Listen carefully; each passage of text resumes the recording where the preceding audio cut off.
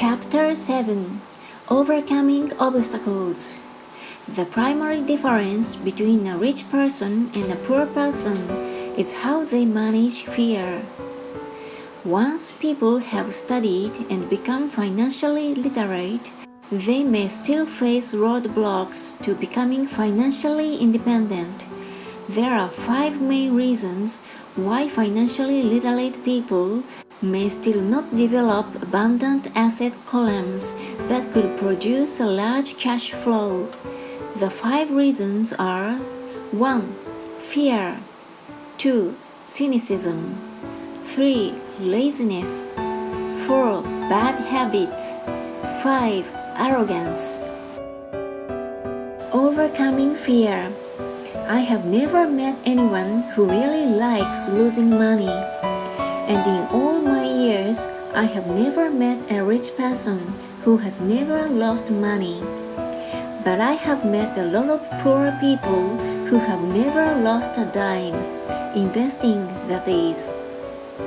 The fear of losing money is real. Everyone has it, even the rich. But it's not having fear that is the problem. It's how you handle fear. It's how you handle losing. It's how you handle failure that makes the difference in one's life. The primary difference between a rich person and a poor person is how they manage that fear. It's okay to be fearful. It's okay to be a coward when it comes to money. You can still be rich. We are all heroes at something and coward at something else. My friend's wife is an emergency room nurse. When she sees blood, she flies into action. When I mention investing, she runs away. When I see blood, I don't run. I pass out. My rich dad understood phobias about money. Some people are terrified of snakes. Some people are terrified about losing money. Both are phobias, he would say. So his solution to the phobia of losing money was this little rhyme. If you hate risk and worry, start early. If you start young, it's easier to be rich. I won't go into it here, but there is a staggering difference between a person who starts investing at age 20 versus age 30. The purchase of Manhattan Island is said to be one of the greatest bargains of all time. New York was purchased for $24 in trinkets and beads. Yet if that $24 had been invested at 8% annually, that $24 would have been worth more than $28 trillion by 1995. Manhattan could be purchased with money left over to buy much of Los Angeles.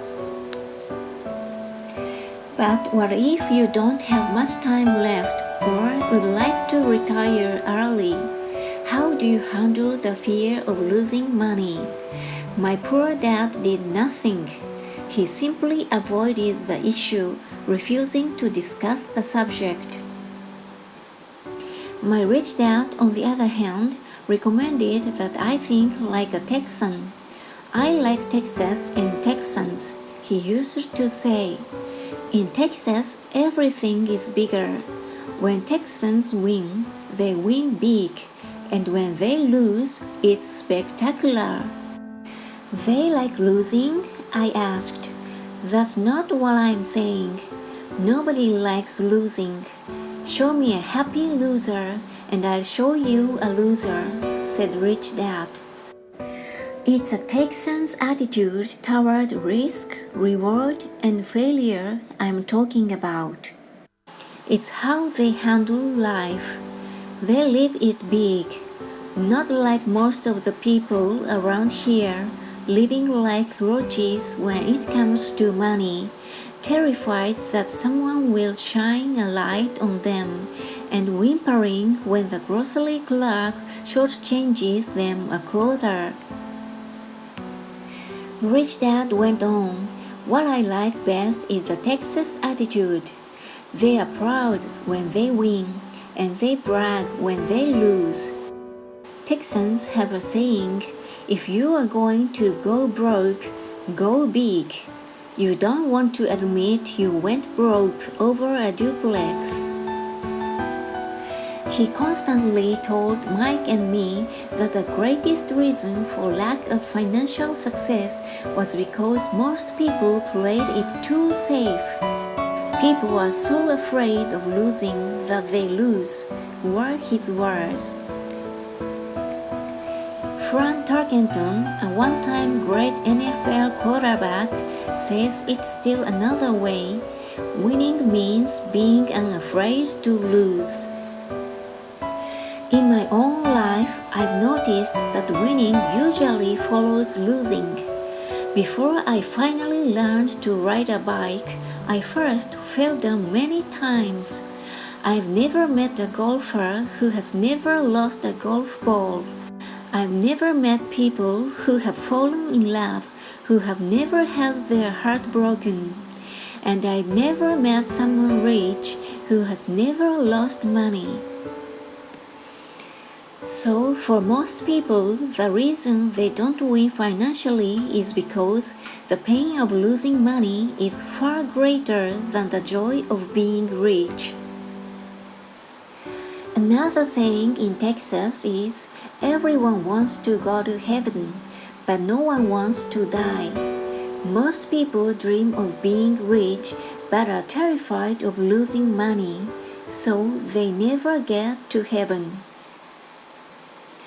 Rich Dad used to tell Mike and me stories about his trips to Texas. If you really want to learn the attitude of how to handle risk, losing, and failure, go to San Antonio and visit the Alamo. The Alamo is a great story of brave people who chose to fight, knowing there was no hope of success. They chose to die instead of surrendering. It's an inspiring story worthy of study. Nonetheless, it's still a tragic military defeat. They got their butts kicked. So how do Texans handle failure? They still shout, "Remember the Alamo." Mike and I heard this story a lot. He always told us this story when he was about to go into a big deal and he was nervous.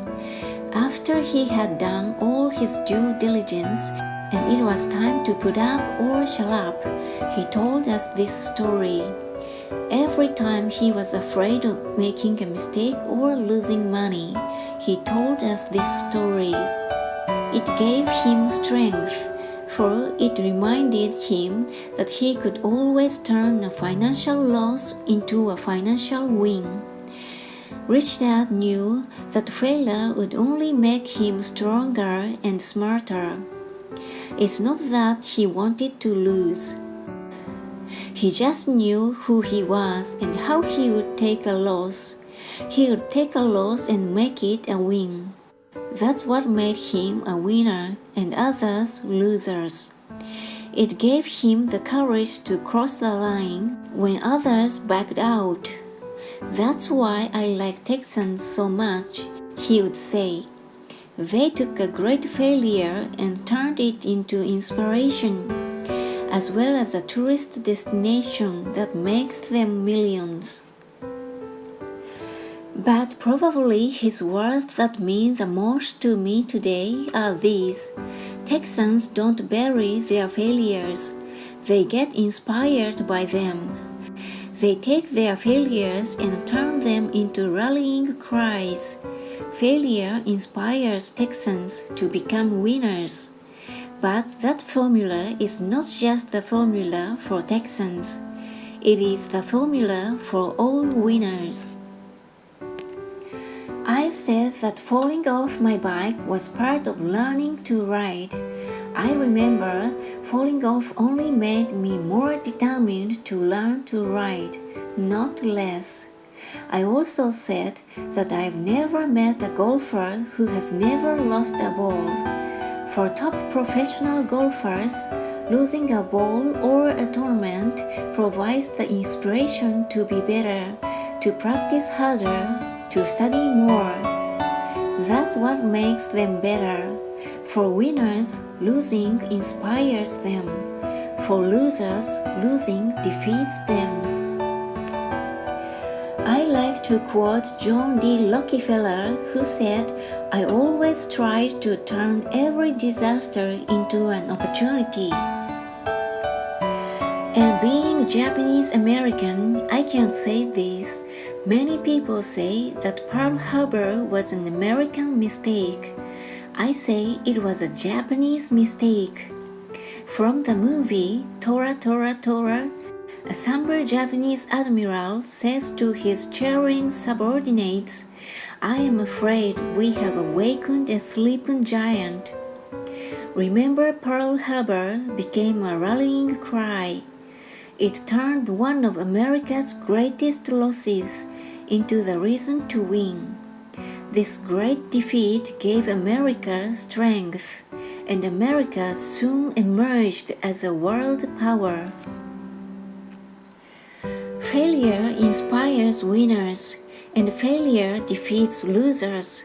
It is the biggest secret of winners. It's the secret that losers do not know. The greatest secret of winners is that failure inspires winning. Thus, they are not afraid of losing. Repeating Frank Turkington's quote, "Winning means being unafraid to lose." People like Frank Turkington are not afraid of losing because they know who they are. They hate losing, so they know that losing will only inspire them to become better. There is a big difference between hating losing and being afraid to lose. Most people are so afraid of losing money that they lose. They go broke over a duplex. Financially, they play life too safe and too small. They buy big houses and big cars, but not big investments. The main reason that over 90% of the American public struggles financially is because they play not to lose. They don't play to win. They go to their financial planners or accountants or stockbrokers and buy a balanced portfolio. Most have lots of cash in CDs, low-yield bonds, mutual funds that can be traded within a mutual fund family, and a few individual stocks. It is a safe and sensible portfolio, but it is not a winning portfolio. It is a portfolio of someone playing not to lose. Don't get me wrong, it's probably a better portfolio than more than 70% of the population has, and that's frightening. It's a great portfolio for someone who loves safety, but playing it safe and balanced on your investment portfolio is not the way successful investors play the game. If you have little money and you want to be rich, you must first be focused, not balanced. If you look at any successful person, at the start they were not balanced. Balanced people go nowhere. They stay in one spot. To make progress, you must first go unbalanced. Just look at how you make progress walking. Thomas Edison was not balanced, he was focused. Bill Gates was not balanced, he was focused. Donald Trump is focused. George Soros is focused. George Patton did not take his tanks wide. He focused them and blew through the weak spots in the German line. The French went wide with the marginal line, and you know what happened to them. If you have any desire to be rich, you must focus. Do not do what poor and middle-class people do. Put their few eggs in many baskets. Put a lot of your eggs in a few baskets and focus. Follow one course until successful. If you hate losing, play it safe. If losing makes you weak, play it safe. Go with balanced investments. If you are over 25 years old and are terrified of taking risks, don't change. Play it safe, but start early. Start accumulating your nest egg early because it will take time. But if you have dreams of freedom, of getting out of the rat race, the first question to ask yourself is, how do I respond to failure? If failure inspires you to win, maybe you should go for it. But only maybe. If failure makes you weak or causes you to throw temper tantrums like spoiled brats who call attorneys to file lawsuits every time something doesn't go their way, then play it safe. Keep your daytime job, or buy bonds or mutual funds. But remember, there is risk in those financial instruments also, even though they may appear safe. I say all this mentioning Texas and Frank Tarkenton because stacking the asset column is easy. It's really a low aptitude game. It doesn't take much education. 5th grade math will do. But building your asset column is a game in which attitude plays a major role. It takes guts, patience, and great attitude toward failure. Losers avoid failing, and failure turns losers into winners. Just remember the Alamo. If you like this video, give me a thumbs up and subscribe. Thank you!